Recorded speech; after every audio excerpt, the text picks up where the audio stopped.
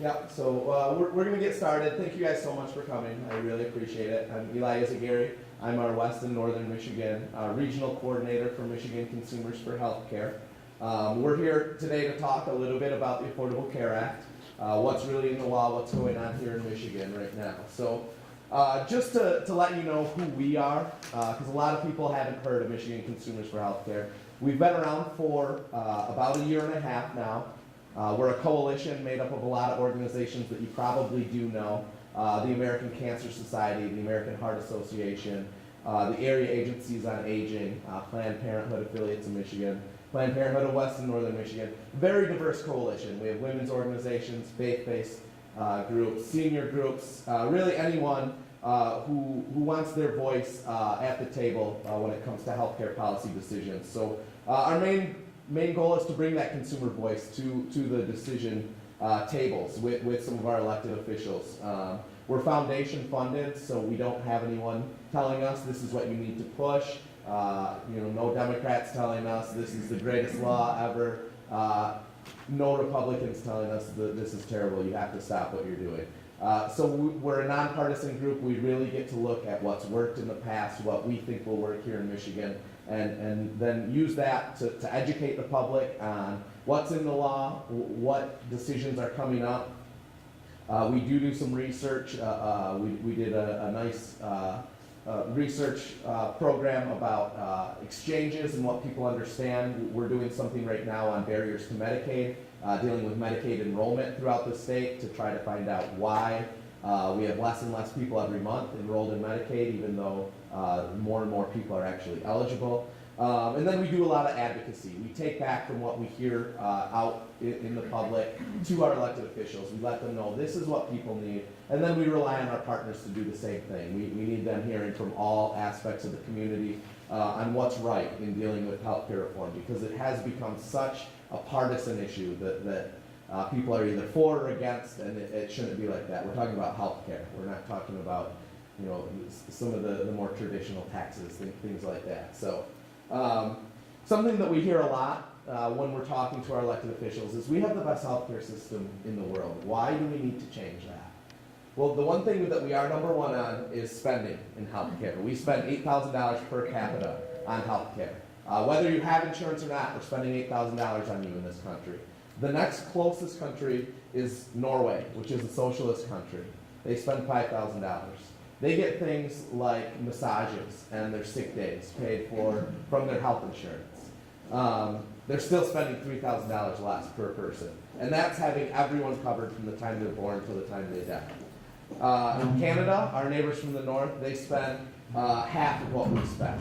A very similar economy with a single-payer, government-run healthcare system. They spend half of what we spend. The United Kingdom, even less, $3,000. In Japan, $2,700. Reason we like to talk a lot about Japan is it brings this outside of just the healthcare realm into a more economic influence.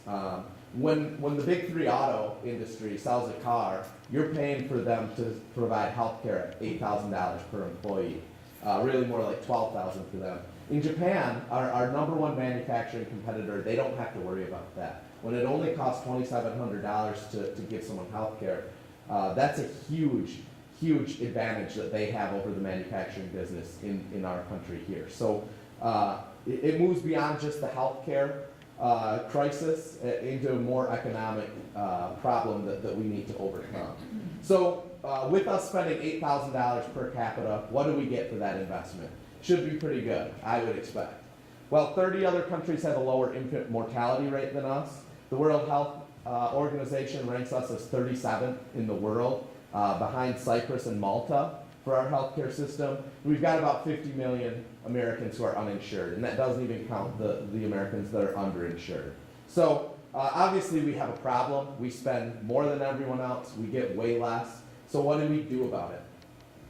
Well, the Affordable Care Act is what we've decided to do about it. And I'll talk first about the individual mandate. That's what got a lot of the press early, people saying this is unconstitutional, which from the conservative court now we know is not unconstitutional. But what the individual mandate says is if you're a legal resident and a U.S. citizen, you have to purchase a minimal essential coverage if you can afford it. That's something people don't remember a lot. If you can afford it, you have to do it. So if you can see that here, this is from Mark Pauly. He was kind of the grandfather of the individual mandate. He was policy advisor for George H.W. Bush in the late 80s.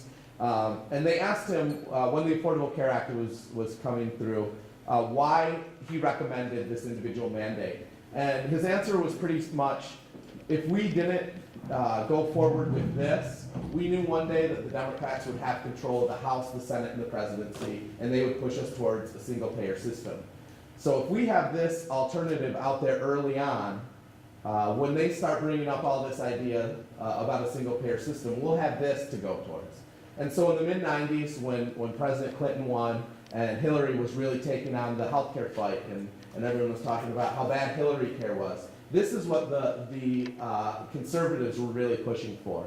Newt Gingrich in the House supported this. Ross Perot actually ran for president, and this was on his platform.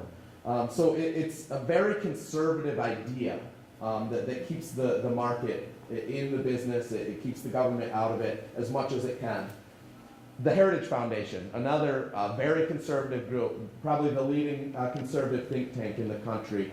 They wrote a white paper on this. If you can see, it says July 20th, 1990 on that, the white paper. I normally bring it, I don't have it with me today. But this is right out of their paper. It says, the central element in the Heritage proposal is a two-way commitment between government and citizens. Under this social contract, the federal government would agree to make it financially possible for every American family to purchase at least a back package of medical care, including catastrophic insurance. In return, government would require, by law, every head of household acquire at least a basic health plan for his or her family. That is what the Affordable Care Act is.